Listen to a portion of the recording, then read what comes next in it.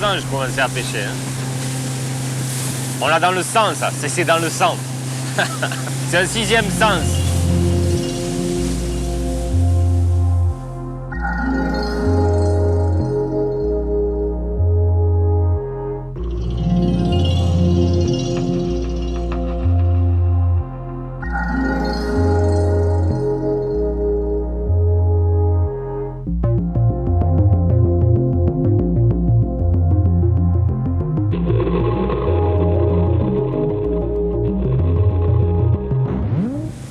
Cyril Graisseau est biologiste marin. Mais ce scientifique est aussi un redoutable pêcheur en mer. Après avoir parcouru différentes régions du globe, il choisit de s'installer en Camargue, car cette partie du littoral méditerranéen se caractérise par une zone sous-marine exceptionnelle. Il faut savoir que la première zone sous-marine, la plus proche de la plage, c'est ce qu'on appelle le plateau continental. Il est très développé sur, on va dire, sur 50 km au large. On va trouver qu'à peu près 50 mètres de profondeur, voire 80 mètres. Donc très peu profond. Faible profondeur dit réchauffement plus rapide de l'eau. Qui dit réchauffement plus rapide dit développement de plancton, de vie, beaucoup de vie, de plancton. Et donc les petits poissons comme les anchois, les sardines vont venir dans cette zone se nourrir. Et forcément les prédateurs qui se nourrissent des sardines et des anchois vont suivre les bancs et vont venir là se nourrir. Pour visualiser ce plateau continental, Cyril dispose d'une photo satellite prise à l'embouchure du Rhône. Je vais te montrer ce dont je t'ai parlé. Cette fameuse carte qui montre bien la formation de ce plateau continental. On voit le delta du Rhône, en fait, le grand Rhône de ce côté et le petit Rhône de l'autre. Tous les alluvions du Rhône, ce que l'on appelle les alluvions, ce sont des sables qui vont être amenés. Et tout ce sable, en fait, va venir se déposer au fur et à mesure sur cette première zone sous-marine, tout le long là, de la plage. Cette carte ne m'aide pas au quotidien à trouver les poissons, mais elle explique pourquoi les poissons sont là. Et c'est ça qui m'intéresse. Moi, j'aime bien, je suis scientifique à la base, ce qui m'intéresse, c'est de comprendre les phénomènes. Quand on comprend les phénomènes, déjà, on a des clés qui vont nous permettre plus facilement de trouver les poissons. Et cette carte fait partie des clés qui expliquent pourquoi les poissons sont présents, et ça m'intéresse. Cette accumulation de sable est également visible à proximité du Grau du Roi, sur la plage de l'Espiguette. Il faut savoir que juste à côté, là, derrière nous, il y a un phare. Et il y a 60 ans à peine, il était au bord de l'eau. En 60 ans, on a toute cette surface de sable qui s'est accumulée, qui vient du Rhône. Quasiment 1 km de sable qui s'est accumulé, ce qui est exceptionnel puisque c'est la seule plage en Europe qui continue quasiment à se développer. Là, ça y est, on va commencer à sortir en mer. Et on va partir vers là-bas, vers le large, pour chercher les thons et les liches qui se situent donc à l'est du Grau du Roi. Allez, c'est parti maintenant là. Il faut y aller parce que c'est pas à côté. Allez. Dans cet espace gigantesque, Cyril devra parcourir des dizaines de kilomètres avant de repérer un banc de liches ou de thons en train de chasser. Mais une fois le poisson localisé, la partie est loin d'être gagnée.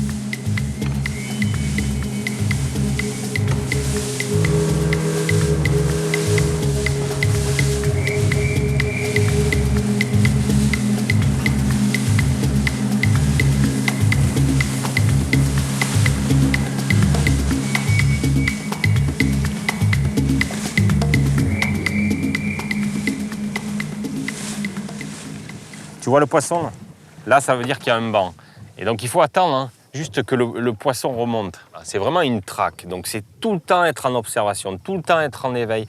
Écouter le bruit de la sterne là, qui est derrière nous, essayer de repérer un banc de sterne, le moindre mouvement à la surface, tous les indices qui peuvent indiquer la présence du poisson. Voilà, il faut toujours avoir les sens en éveil. Merde.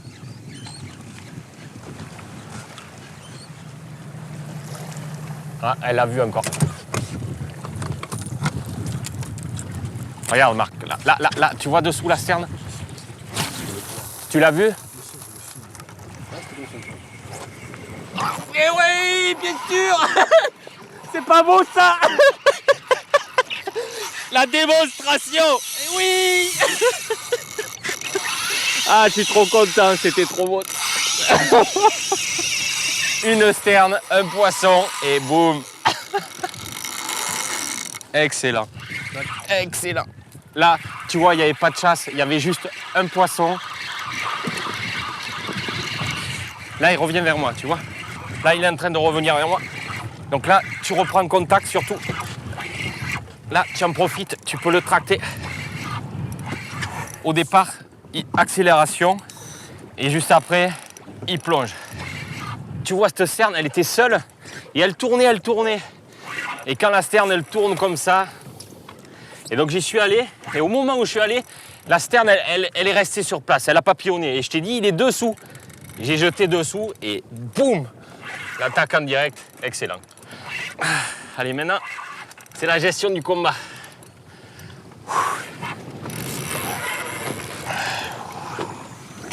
Putain. Ah, il me fait mal. J'ai le poisson au bout. Le combat, il dure en moyenne entre 5 minutes et un quart d'heure. Là, il faut essayer de diminuer au maximum. Et c'est pour ça qu'il faut forcer pour éviter que le poisson soit abîmé ou qu'il meure. Voilà. Si ton combat dure un quart d'heure, maximum une demi-heure, ça va, il va repartir. Et donc, pendant toute la durée du combat, on dérive, hein, parce qu'il nous tracte et puis on est poussé par le courant. Donc, des fois, on dérive sur 1, 2, 3 kilomètres.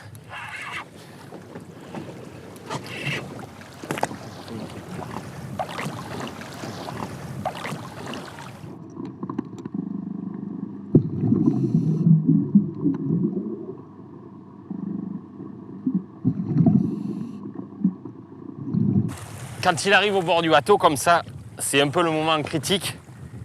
Surtout quand tu es seul, là. Quand tu es seul, c'est pas évident. Donc c'est pas évident à gérer. Il faut être assez organisé. Et là, il est là. Oh.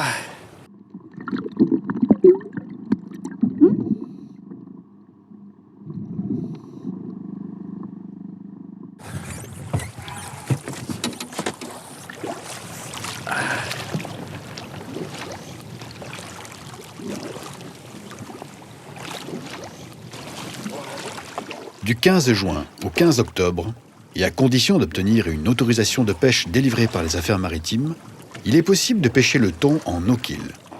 Cyril s'empresse donc de remettre le poisson à l'eau.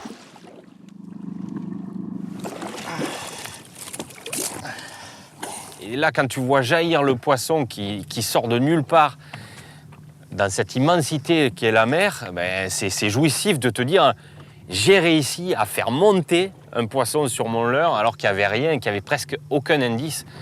Manifestement, Cyril est ravi, mais il n'en demeure pas moins vigilant. Ils sont juste derrière. Là, regarde ça.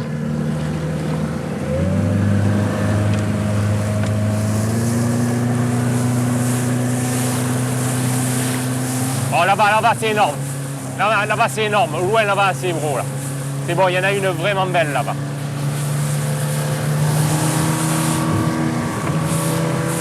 Là-bas, c'est du lourd, là-bas. Là, c'est ce que je veux, là. Voilà. Là-bas, il y a vraiment le mot... Là, c'est le stade de foot, là.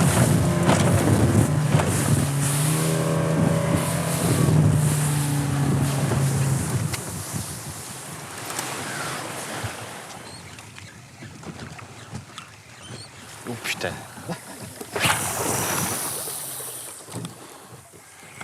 Oh oui. À peine tombé dans l'eau. Oui, il est gros dessus. Oh merde, perdu. Oh non, décroché. Ça, c'était du lourd. Hein. Cette facilité apparente n'est pas le fruit du hasard. Quelles que soient les conditions, chaque sortie en mer est minutieusement réfléchie, tout comme le choix des leurres qu'ils comptent utiliser. Il y en a plusieurs, là. C'est vraiment tous les leurres que j'utilise pour le thon. Là. J'utilise très souvent des leurres comme ça. Ce sont des jigs, donc des leurres très lourds, très denses, assez petits et qui vont se jeter très loin, très facilement. Le but, c'est d'atteindre des chasses qui sont quelquefois très difficiles, très discrets. Il faut être le plus discret possible, donc il faut des leurres denses, lourds, petits. J'utilise aussi, suivant les jours, des jerkbaits comme ceci. Ce sont des leurres qu'on va venir jerker, c'est-à-dire on va faire des petits mouvements avec la canne vers le bas et ça va le faire se désaxer. Il va partir de droite à gauche et ça rend fou les poissons. Ça imite une proie qui est un peu blessée, on va dire. Ça, c'est redoutable aussi. Ce sont des leurres qui sont très petits, très denses et qui se jettent aussi très très bien. Systématiquement, il faut savoir que je modifie, je change les tripes de tous les leurres et les anneaux brisés également de tous les leurres parce que le thon, sinon, ouvre les tripes d'origine. J'utilise aussi des leurres quelquefois un peu plus longs qui sont à mi-chemin entre un jerkbait et un jig. Là, celui-là, il n'a pas de bavette, il est lourd quasiment comme un jig, il est un peu plus long, très efficace. C'est un leurre qui va se déplacer aussi comme un jerkbait, qui va se désaxer. Redoutable sur le thon, c'est un leurre qui peut partir à 60, 70 mètres, voire beaucoup plus loin. Donc c'est un leurre parfait pour atteindre des chasses très lointaines. Voilà, ça c'est vraiment les 3 familles que j'utilise le plus, les jerkbaits, les jigs et ces types de leurres-là qui sont très très intéressants. Alors quelquefois j'utilise aussi des leurres de surface. Lorsque les poissons sont difficiles, qui sont un peu actifs, quand une chasse a disparu, mettons, on a vu la chasse, on n'a pas réussi à faire monter un poisson, on jette un popper juste après, pouf, on pop. Alors la caractéristique, c'est que justement, on va le faire popper, c'est-à-dire que le leurre va se déplacer, va déplacer beaucoup d'eau et faire des pops justement dans l'eau. Et ça, c'est super, parce que ça va attirer le poisson de très loin, qui va croire que c'est un poisson qui fuit ou une chasse qui se produit, et donc ça va le faire venir, et il va attaquer en surface. On voit que celui-là, il a attrapé du poisson.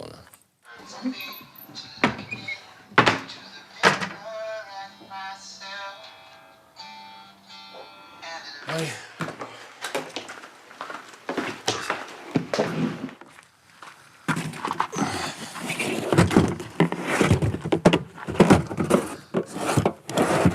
Ah, c'est pour boire, ça, c'est pas pour regarder les poissons.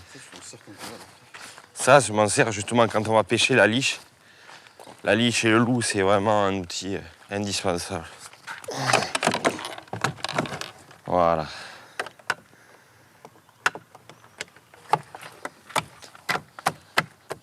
Il n'y a rien qui s'improvise. Il y a le moins de détails. Tu vois, je vérifie mon bateau avant d'y aller. Je regarde la météo.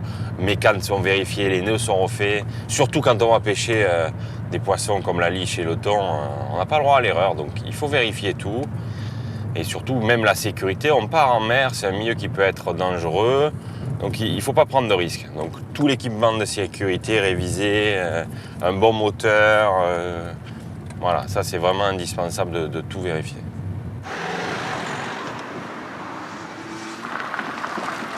Là, le bateau, pour moi, c'est un bateau qui est vraiment idéal parce que ça me permet de pêcher aussi bien en rivière qu'en mer. C'est un bateau, tu vois, qui est coque open, donc il y a beaucoup d'espace qui va permettre de jeter facilement à droite, à gauche, de passer lors du combat, donc ça permet de bien combattre. Ça me permet aussi également d'avoir un moteur électrique à l'avant, ça c'est génial. Donc j'ai tout le confort qu'il faut en fait. J'ai super sondeur, très bon moteur électrique et j'ai un moteur thermique 60 chevaux, ça me suffit aisément pour faire ce qu'on a à faire. Donc vraiment pour pêcher la liche, le thon, c'est un très bon compromis. Pour moi, le GPS, c'est vraiment un outil indispensable. Indispensable parce que ça me permet, lorsque je fais un poisson ou que je vois une chasse, je marque systématiquement le point. Et ce point va me permettre de les retrouver facilement le lendemain ou un mois après. Je fais tous les points où j'ai vu les poissons et généralement, je vais retrouver les poissons pas très loin de ces points. Et ces points-là, pour moi, c'est ma bibliothèque, c'est vraiment mes références indispensables. Là, regarde les sternes là-bas, tu vois là. Regarde-les là-bas, regarde-les.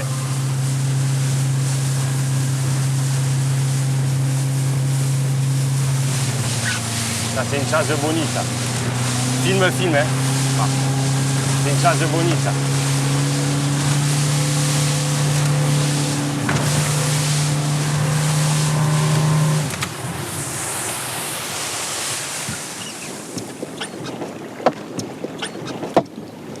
C'est des liches.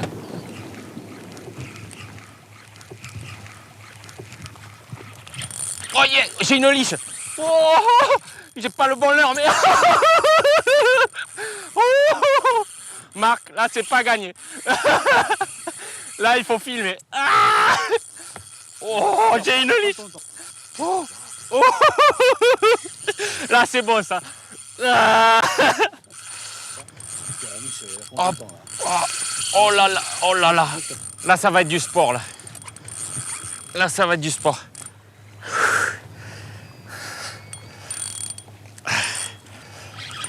Oh là là. Oh.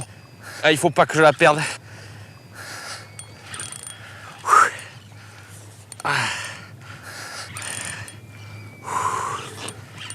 Ah là, c'est du beau, ça, c'est beau, ça. Il y avait une chasse, j'ai jeté au milieu de la chasse. Et il y avait un banc de liches, en fait. Je savais pas qu'est-ce que c'était qui chassait. Et c'était un banc de liches et je l'ai vu attaquer plusieurs fois. Et comme j'ai un petit leurre, j'avais pas un leurre. Là, j'ai un petit jig. J'avais un leurre qui était pas fait pour la liche. Là, c'est elle qui domine.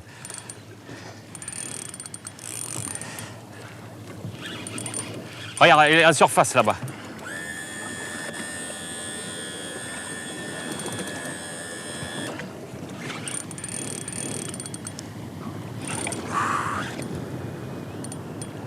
Elle arrive, regarde.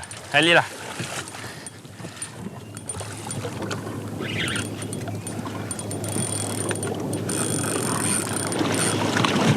Elle est piquée au bord. Il y a un banc de liche qui la suit.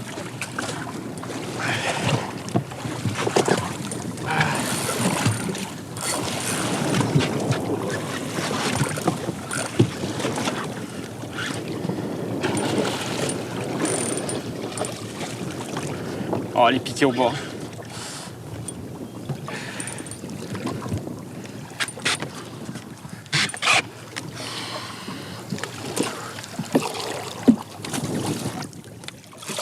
Yes, yes, yes.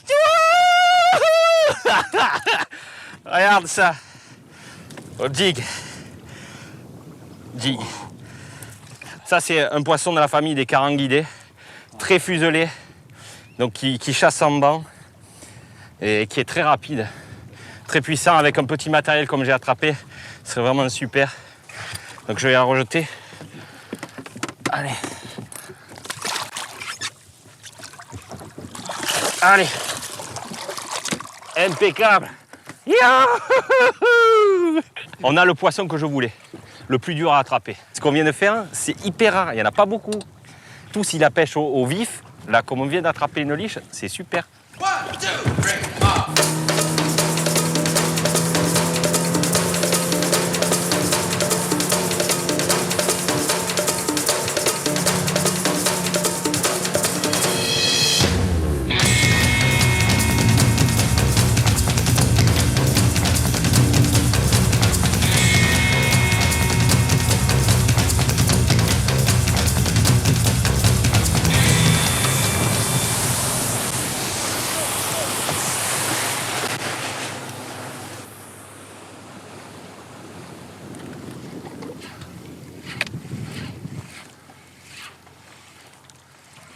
Ah oui!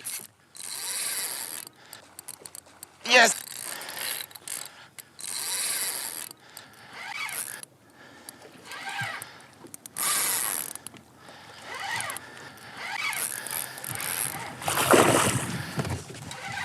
Elle arrive.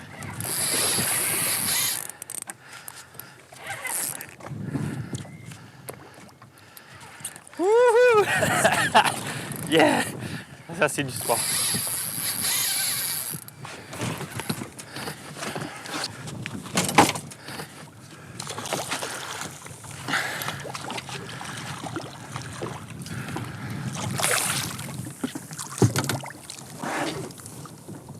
Oh oui! Extraordinaire. Yeah. Extraordinaire. Ah! Beau poisson. Donc là, il s'agit d'une niche. Alors, comment tu as procédé? Dis-moi. Ah ben au popper, tu vois, on a pêché sur les chasses. Et puis tu animes très rapidement, elle est bien montée. Elle s'est bien piquée. Là tu vois, hors de surface.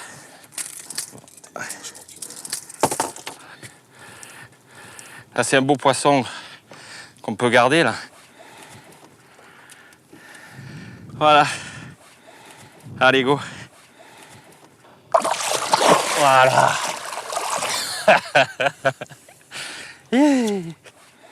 Voilà. Et de deux. Une au popper, une au G. C'est pas mal. Je me fie toujours à l'observation. J'observe les poissons. Quand je vois une liche qui est plutôt focalisée sur un gros muscle, je vais mettre une proie un peu plus conséquente. Par contre, quand je vois la liche que c'est des petites proies qui sautent, eh ben voilà, je vais mettre un petit jig, un jerkbait. Quand je vois qu'il n'y a aucune activité, là, je vais mettre un popper, puisque je vais les faire réagir, je vais les faire monter, attaquer par agressivité.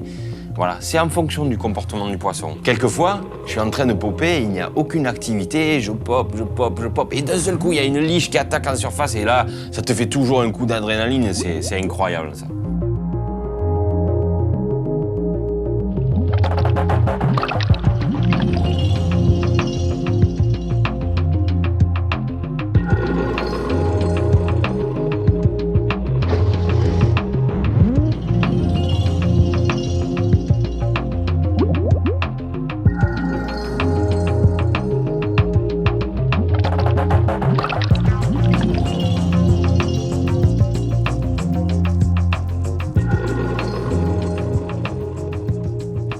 Moi, j'ai toujours aimé la mer, j'ai toujours été en Camargue, au Gros du Roi. J'ai passé mes vacances quand j'étais enfant au... Ah! Oh oui! Oh! Oh! Regarde ça! Regarde cette attaque! Oh! Oh! Regarde, elle est à la surface.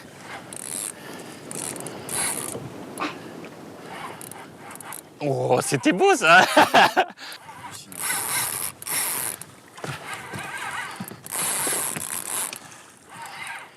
Oh, elle est belle.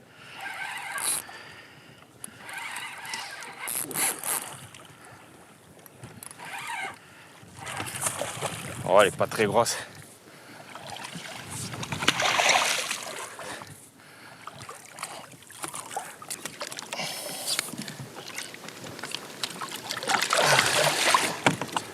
Et voilà! Une nouvelle liche. Wouhou! En direct, encore. Donc là, c'est un poisson qui fait 5-6 kilos. Allez, 6-7 kilos peut-être. Mais qui peut devenir bien plus gros, bien plus gros. Voilà, vraiment super. Très combatif. Et dire que ça peut atteindre 40 ou 50 kilos, t'imagines? Je vais la remettre à l'eau parce que pour moi, c'est d'abord un poisson magnifique. C'est comme le thon qu'il faut respecter parce que ça procure tellement de plaisir qu'on a envie de les reprendre. Allez, il faut la réoxygéner un peu, mais elle va bien repartir là, tu vas voir. Regarde. Allez, il repart.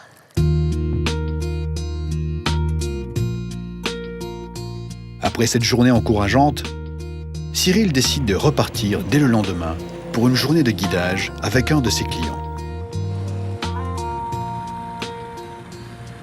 J'ai décidé de devenir guide de pêche parce que d'année en année, si tu veux, il y a beaucoup de gens qui m'ont demandé que je les amène pêcher tout simplement. Donc, à force d'être sollicité, on m'a demandé plusieurs fois, je me suis dit, tiens, ça serait quand même intéressant d'être guide de pêche. Donc, j'ai passé mon BPGEPS guide de pêche en validation d'acquis des expériences. Et voilà, donc je fais ça occasionnellement parce que j'ai plusieurs métiers, donc, mais c'est quelque chose que j'aime vraiment et donc j'aimerais vraiment le faire totalement. C'est assez difficile quand même pour en vivre. Il y en a quelques-uns qui arrivent, mais voilà. Ça dépend tellement de la météo et de certains paramètres. Si Mathieu est un fin pêcheur de rivière, c'est la première fois qu'il part en mer se confronter au thon rouge. Ok Mathieu, bon écoute, là on est parti pour une journée en mer qui j'espère va être super. Donc il y a quelques règles à respecter. Là ce qu'on va faire, on va partir au large et on va rechercher les oiseaux, le moindre mouvement à la surface qui va nous donner les signes que les thons sont là. Donc dès qu'on va trouver la première chasse, moi je vais accélérer, aller à fond sur la chasse. C'est pour ça qu'il va falloir, quand je te dis chasse, il va falloir que tu te tiennes et que tu sois un peu souple sur tes jambes parce que si la mer bouge un peu, ça risque de taper.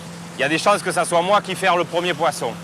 Auquel cas, si je ferre le premier poisson, j'assure le ferrage et je te passe la canne et c'est toi qui feras le combat. Malgré de bonnes conditions météo, Cyril ne s'attarde pas. Il met aussitôt le cap au large, car il sait qu'en Méditerranée, la mer peut rapidement changer d'aspect.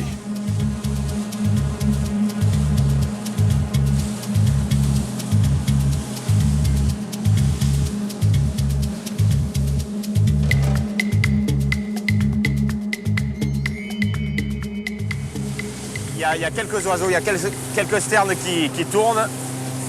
On ne voit pas de poissons monter, mais c'est toujours bien de voir des sternes qui tournent. Ça veut dire qu'il y a du poisson fourrage, qu'il y a des sardines ou des anchois.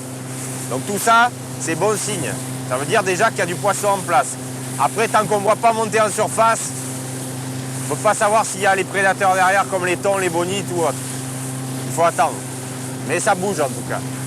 Ça bouge. Moi je suis vraiment un moucheur, j'adore ça, je pêche tout à la mouche. Mais là c'est assez compliqué. Dans un petit bateau comme ça, quand on est trois, c'est pas facile. Donc j'ai hâte quand même de découvrir cette pêche au thon, même si on ne peut pas la pratiquer à la mouche pour l'instant. Ça fera peut-être l'objet d'une sortie prochaine.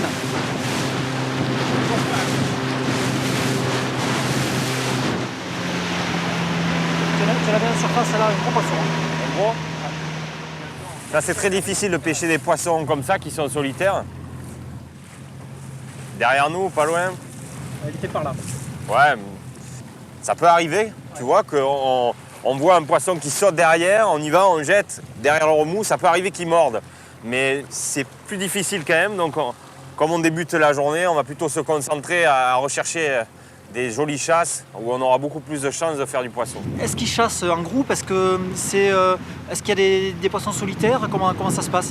Une chasse, c'est vraiment une grosse concentration de sardines ou d'anchois, des milliers. Et tout autour, tu vas voir les thons qui vont rassembler ces anchois et ces sardines, qui vont faire une boule et ils vont tourner autour. Et ça va tellement se concentrer que justement, ils les ramènent vers la surface. C'est pour ça que tu as les oiseaux qui vont venir récupérer aussi eux-mêmes des anchois et des sardines, grâce aux thons qui ramènent le poisson vers la surface et les thons sautent aussi. Attentif au milieu qui l'entoure, Cyril est capable d'interpréter chaque signe à la surface de l'eau.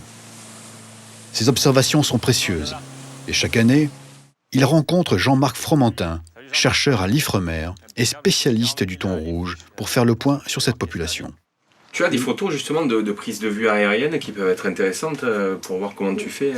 Ouais, je dois en avoir quelques-unes. Bah tiens, ça, ah oui, ça c'en est une. Ça, c'est une très jolie que j'aime bien. Donc là, on voit un banc de thon. Alors, il y a un vert polarisant, donc ce qui fait que ça transforme. Mais on voit les thons parce qu'ils sont rouges, là. Tu les vois, ça t'a une chasse. Et ils sont sur un banc de petits pélagiques.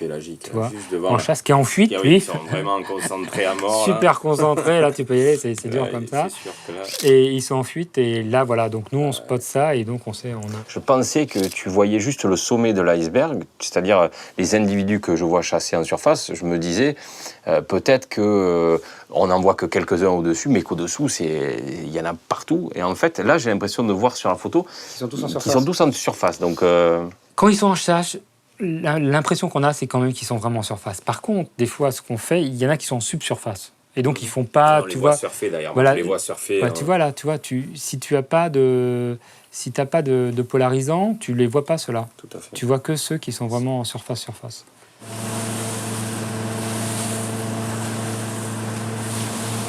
là, on arrive dans une zone où je viens de voir sauter un poisson d'ailleurs. Voilà, là, on arrive dans une zone où il y a un peu d'activité, il y a des oiseaux qui tournent. Donc là, il faut être très vigilant.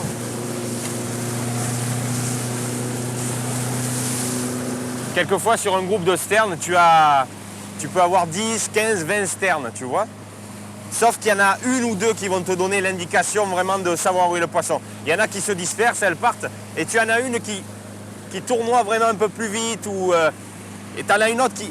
Et là, tu peux être sûr que le poisson, il est dessous. Voilà. Faut vraiment...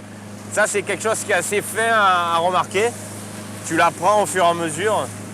Et très souvent, je sais exactement où les poissons vont sortir en fonction du mouvement des oiseaux. En fait, on regarde plus les oiseaux que ce qui se passe sur l'eau. Ça dépend justement, parce que là, quand la mer elle est un peu agitée, que tu vois pas les mouvements des poissons qui sautent, là tu vas repérer plus facilement avec les sternes. Par contre, quand la mer elle est plate, vraiment plate, tu vois le moindre mouvement d'éclaboussure à la surface, tu vois souvent ça avant les oiseaux. Ah, devant il y a une chasse, devant nous. Là-bas.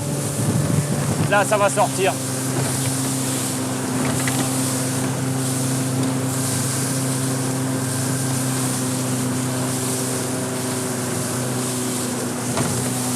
Il y a certains oiseaux qui sont plus indicateurs. Là, par contre, on peut pêcher. Là, je vais jeter là. Allez, go. Sous les sternes.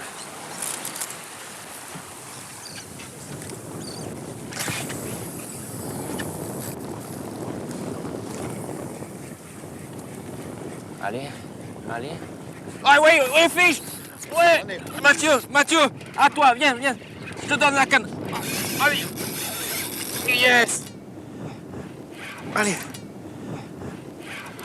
À toi, Mathieu. Ramène vite, je te donne la canne.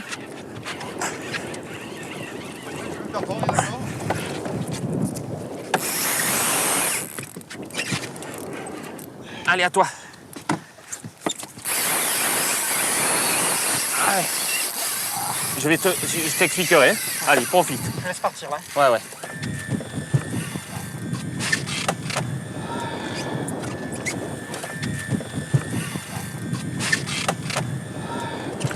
Essaye de te mettre debout, Mathieu. Je vais venir à côté de toi. C'est pas de la sardine. Tu peux t'appuyer là, Mathieu. Allez. Attends, il y a un truc qui va pas. Laisse toujours tendu, hein, toujours en tension. Là, il revient vers toi. Ramène à fond quand il revient vers toi.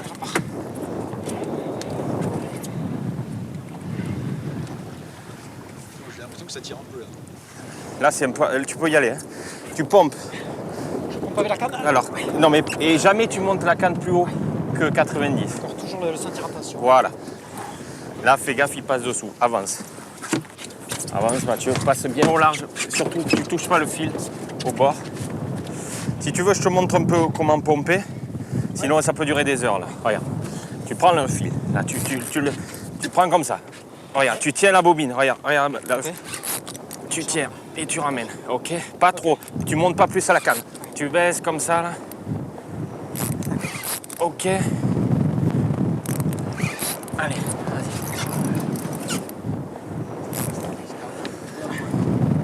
vas-y. Là, donc Mathieu, il est venu pour pêcher le thon. C'est la première fois qu'il attrape un thon. C'est pas évident quand on n'a pas l'habitude. C'est des poissons qui sont très combatifs. Là, la mer, elle bouge un peu en plus. Aïe, qu'est-ce que t'as fait? Qu'est-ce qu'il y a eu? Pourquoi tu as ouvert le pick-up? Il est reparti. Ouais, mais jamais ça. Hein. Ouais. C'est parce que je tenais le moulinet pour le... Tu tiens la bobine. Ouais, je tiens la bobine comme ça. Et donc, c'est vraiment un poisson très puissant. Voilà, c'est peut-être le poisson le plus puissant qu'on a au monde, le thon rouge. Il y avait des gants. C'est très physique. Ah, là, il repart. Ça te change la truite ou pas? Ah ouais. Attention. C'est pas du tout le même. Pas du tout le même combat. Pense à mettre. Alors. Prends ton temps. Essaye de mettre ton dos droit. Voilà. Travailler à le dos, c'est ça, les cannes paraissent vraiment très petites par Et rapport pourtant, elles sont très puissantes. à la bête qu'on a. La difficulté, c'est que Mathieu, il n'a pas l'habitude. C'est la première fois qu'il attrape un poisson comme ça. Donc, il n'a pas l'habitude de gérer le combat. Donc là, je vais aller l'aider. Mais normalement, un poisson comme ça, en 10 minutes, il peut être au bateau. Pour Mathieu, ça risque d'être un peu plus long. 20 minutes, je pense, 25 minutes. On va tenir 2 minutes.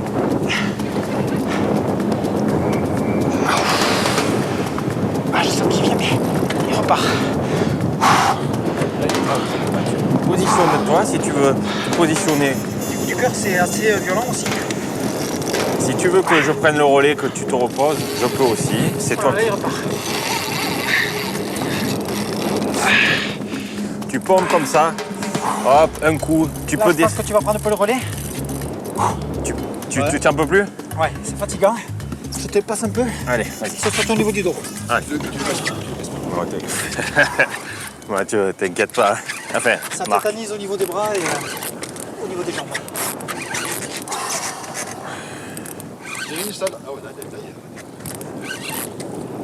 J'ai le bras vraiment tétanisé, je te disais. C'est très physique au niveau des jambes, au niveau du dos. Là, tu penses que c'est un poisson... Non. 20, 25, peut-être 30. Je vais te dire. Quand tu veux reprendre, tu le reprends à la fin, d'accord? Il n'est pas encore là, de toute façon.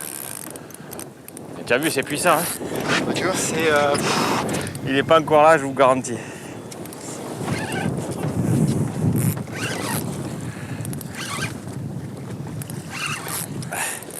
Mathieu, tu vois, ça n'a pas loupé. Tout à l'heure, je te disais, il faut suivre une sterne particulière. Là, j'ai vu la sterne qui tournoyait. Je savais qu'il était dessous. J'ai jeté pile poil dessous. Il a tapé alors qu'on ne l'avait pas vu monter. Allez, Mathieu, c'est à toi. Tranquille, monte pas plus. Voilà. Allez, je suis avec toi. De toute façon, pas plus haut là.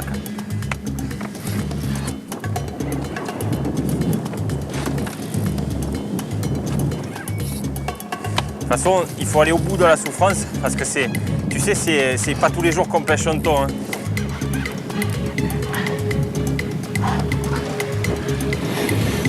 Allez, reprends du fil.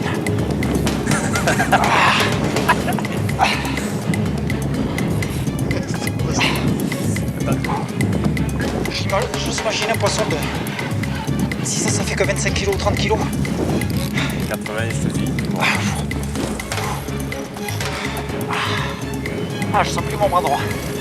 Je prends le relais. Je vais te prendre le... Allez. Je te laisse la canne ici. Allez, ça marche. Mathieu. Tiens. Allez. C'est sûr. Allez. Oh, c'est épuisant. T'imagines, tu t'attendais à ça, Mathieu? Non, je m'attendais pas du tout à ça. Il faut le... Je pense que tout seul, sans Cyril, là, j'aurais jamais pu le... C'est... On peut pas le ramener. Le combat s'éternise. Cyril doit impérativement ramener le thon dans les minutes qui suivent. Autrement, l'animal risque de ne plus repartir. Mais tu vois, regarde. Tu baisses, tu pompes. Il arrive, il est en surface là.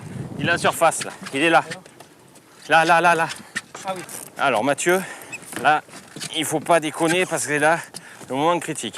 Doucement. Voilà. Ah. Ça protège en cas de blessure.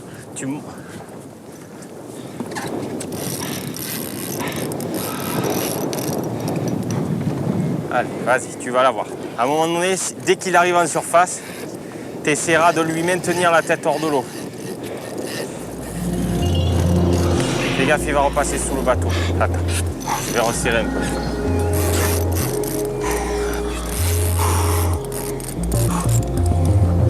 Allez, vas-y.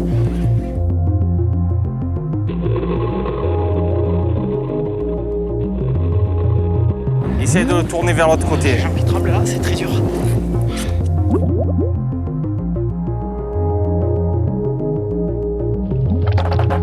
Tu arrives, Mathieu. Allez, rebaissez la canne, pompe-le. Je peux plus. Tu peux plus? Non, je peux plus. L'instant est critique. Si Mathieu veut décrocher sa prise, il lui faudra libérer une main pour empoigner le thon. Là encore, le soutien de Cyril ne sera pas inutile. Voilà, c'est bon. Allez. Ah, c'est magnifique. Magnifique. Allez. Ah. Allez, viens toucher ton poisson, Mathieu. Garde la canne en main, on ne sait jamais.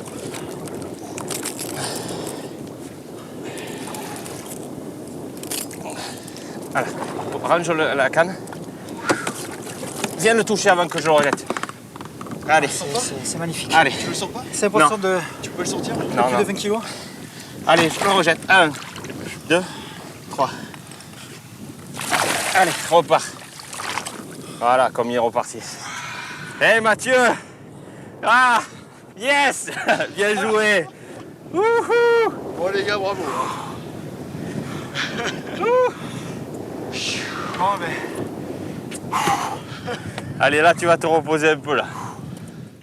Là, le thon qu'on a attrapé ce matin, il y a 100% de chances qu'il soit reparti nickel parce qu'il était piqué juste au bord. Ça arrive quelquefois qu'ils avalent. Là, c'est plus problématique quand ils saignent ou tout ça. Mais là, il est reparti, il est en train de nager avec ses collègues et de chasser plein de poissons. Hein. Il n'y a aucun souci. C'est l'avantage de la pêche au leurre. Tu les abîmes quasiment pas, ils sont piqués, la plupart du temps, ils sont piqués à la commissure des lèvres. Aucun problème. Il suffit de le rejeter rapidement et que le combat ne s'éternise pas. De retour sur la plage, Cyril fait part de ses observations récentes. Et d'après lui, l'espèce n'est plus en danger. Depuis 2-3 ans, je vois des concentrations de thon chaque année plus importantes. Plus de chasse et aussi les tailles des poissons qui ont tendance à augmenter. Cette année, par exemple, c'est la première année que je tape des poissons de 70-80 kilos aussi fréquemment, ou en tout cas des poissons qui dépassent facilement les 30-40 kilos. Ça, il y a quelques années, je ne les faisais pas. Et je vois, ça augmente. Alors, est-ce que ça vient du fait que les poissons se rapprochent? Je ne suis pas sûr. Je pense que c'est vraiment les mesures de quotas européens qui commencent à agir. Heureusement, parce qu'on allait vraiment dans le mur. La surpêche du thon rouge, c'est quelque chose qui remonte au milieu des années 90, et peut-être avant. En gros, c'est surtout depuis que le marché du sushi sashimi s'intéresse au thon rouge et que le thon rouge est exporté sur le marché de Tokyo. Les politiques ont mis un peu de temps c'est moins qu'on puisse dire, à prendre vraiment l'ampleur du problème. Donc nous, on a dit que c'était surpêché. Donc au bout d'un moment, en 98, il y a quand même eu un quota, mais le quota n'était pas respecté. Nous, on disait qu'on ne pouvait pas pêcher plus de 25 000 tonnes et il se pêchait chaque année 50 000 tonnes, le double. Donc on continuait à creuser, donc la population de thon rouge continue à baisser. C'est surtout les gros qui ont fait les frais, parce que les seineurs étaient sur les zones de concentration des gros poissons, parce que le marché du sushi sashimi... Les meilleurs reproducteurs, en plus. Voilà. Et puis parce que le marché du sushi sashimi, c'est sur des gros poissons, la ventrèche, etc. Là, c'est combien? 80%, 90% qui partaient pour le sashimi et le sushi. Ah ouais, sur les années 2000, on est pratiquement tous les poissons qui sont pêchés par les grandes flottes commerciales sont exportés sur le marché de Tokyo. Alors, c'est pas la disparition du thon rouge, parce que alors ça a beaucoup été dit, mais les poissons osseux peuvent pas disparaître au même titre que des mammifères marins ou au même titre que des mammifères terrestres. On ne parle pas de disparition. Le thon rouge va jamais disparaître à cause de la surpêche. Par contre, ce qui peut se passer, c'est que le stock peut s'effondrer. Et depuis 2009, on a un plan de reconstitution qui commence à donner des résultats. Et parmi ces résultats, c'est ce que tu dis, on commence à voir, notamment dans nos zones. Donc tes observations scientifiques vont dans le même sens que ce que je vois moi aussi sur le terrain. Ah oui, là. Voilà, tiens, ça c'est du suivi aérien. Alors ça, c'est les premières années, c'est 2000, 2001, 2002, 2003. Et là, on est en 2009-2010. Donc ça, c'est avant le plan de reconstitution, en pleine période de surpêche. Et là, c'est après le plan de reconstitution. Donc ça veut dire que le plan de reconstitution qu'on a à l'heure actuelle, il donne des premiers signes vraiment positifs sur les jeunes. On voit le recrutement du thon rouge qui revient. Donc ça, c'est une super bonne nouvelle, parce que nous, on était vraiment inquiets. Donc ça veut dire que le système, la reproduction du thon rouge n'a pas été mis à mal. Ça fonctionne toujours. Et si on protège les jeunes, ils reviennent. En tout cas, Moi, je te raccompagne. à très bientôt, Jean-Marc. Parmi les mesures mises en place par l'Ifremer, le marquage du thon permet d'observer sa croissance et ses déplacements. Si par chance il est recapturé, on pourra estimer quelle distance il a parcouru et comparer son poids et sa taille afin d'élaborer sa courbe de croissance. C'est précisément l'objectif de Cyril pour cette dernière sortie en mer.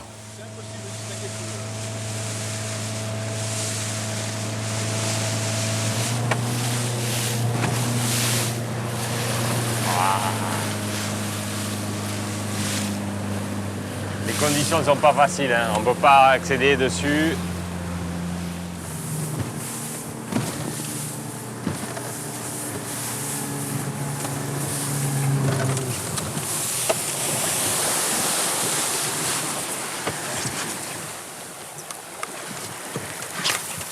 Merde, ils sont à gauche.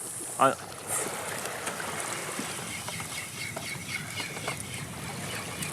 Ils sont là à droite. Il y en a partout. Putain, attention. Je suis trop court. Merde. Je suis trop court. Ah merde, j'ai jeté à droite, à gauche alors qu'ils étaient à droite.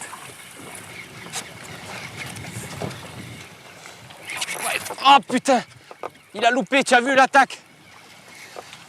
Ouais, voilà. C'est parti. Ouh. Regarde la chasse.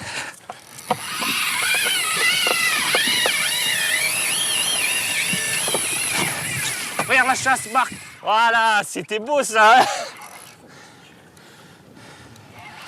Les conditions sont un peu difficiles, que la mer elle bouge.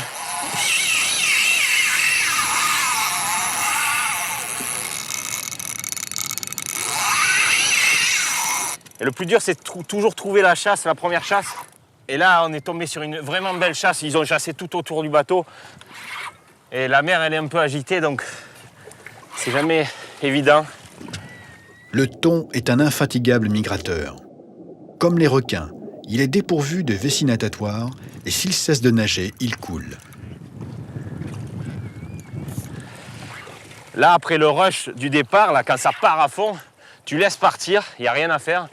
Et après, il faut pomper, là, tu vois. Quand il est sous le bateau. Je vais le monter à bord pour le marquer. Je vais lui mettre le marquage donc, sur le dos, une fois que je l'aurai eu, parce qu'il n'est pas encore là, quand même. Et une fois marqué, eh ben, je le remettrai à l'eau.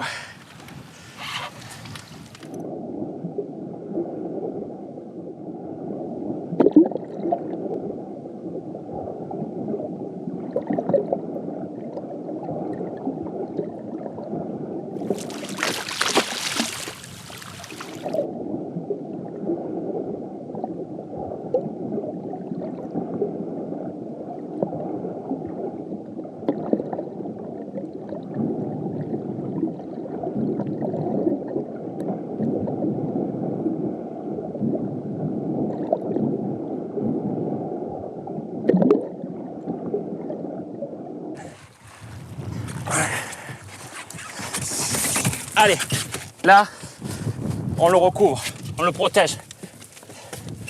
Là, je le mesure. Il fait 125, tu vois, 125 cm. 125 cm. Là, je vais le marquer. Je vais mettre la bague. Là. Tu vois, je mets la bague. Je vais la poser au niveau du dos, là. Là, je le marque.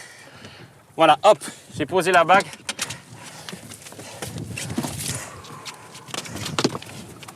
Allez, je vais le rejeter à l'eau.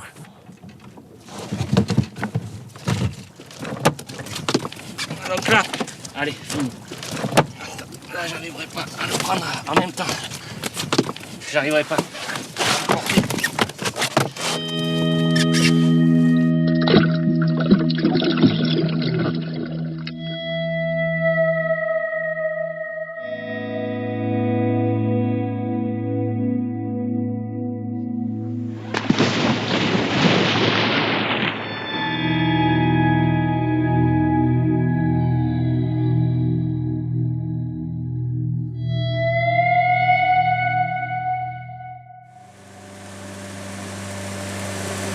Ils viennent surfer dans les vagues.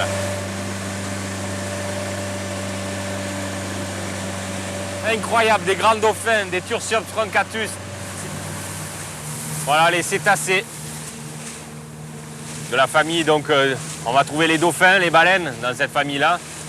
En fait, c'est des animaux qui sont revenus à la mer. C'est des mammifères et qui se sont parfaitement adaptés. Et c'est des lointains cousins à nous, hein, les mammifères, puisqu'ils respirent à la surface, ils ont des poumons comme nous. Ils ont un placenta, donc ils accouchent comme les humains. Là, il y en a partout devant. Là, les dauphins, comme les poissons d'ailleurs, pour dormir, comment ils font? Tout simplement, il y a une partie du cerveau, le cerveau gauche qui va dormir pendant que le cerveau droit va être actif. Et inversement, après, le cerveau droit va dormir pendant que le cerveau gauche va être actif. C'est comme ça qu'ils peuvent dormir parce qu'ils sont obligés de nager en permanence pour partir, éviter d'être bouffés par des prédateurs, parce qu'il faut savoir qu'ils ont des prédateurs. Les requins bouffent des dauphins. Des fois, on se dit la mer, il n'y a plus rien dedans. Mais non, il y a encore des choses et il faut préserver tout ça. Et pour que nos enfants, nos petits-enfants continuent à voir ça, voilà, il faut faire attention à ce qu'on fait. Il faut préserver ça parce que c'est tellement d'émotions quand on voit ça. C'est tellement... Il n'y a pas de mots. C'est vrai que c'est... Mais Cyril ne tarde pas à se recentrer sur sa pêche et repart aussitôt au large.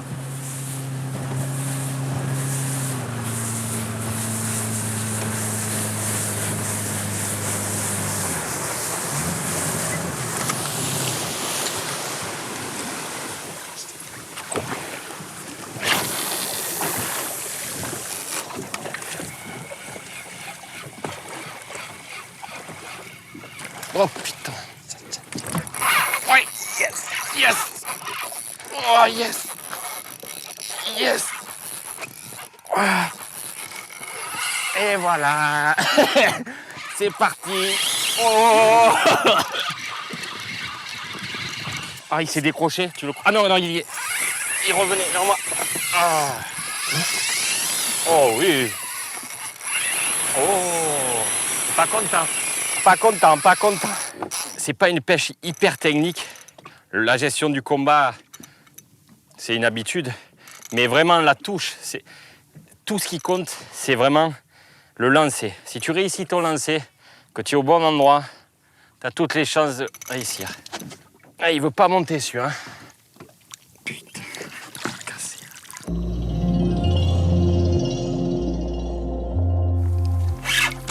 Allez, c'est à moi.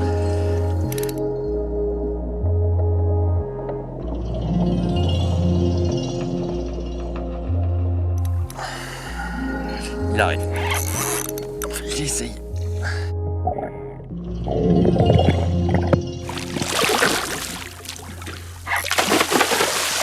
Ça, c'est quelque chose qui se vit. Hein. C'est des pêches qui sont aussi fortes que ce que l'on peut trouver à Madagascar ou en tropique. Et pourtant, on est chez nous, là, en Méditerranée. Surtout pas cassé. Voilà, ok. Ok. Voilà, il est décroché, pose la canne. C'est bon? Allez. Allez mon bébé.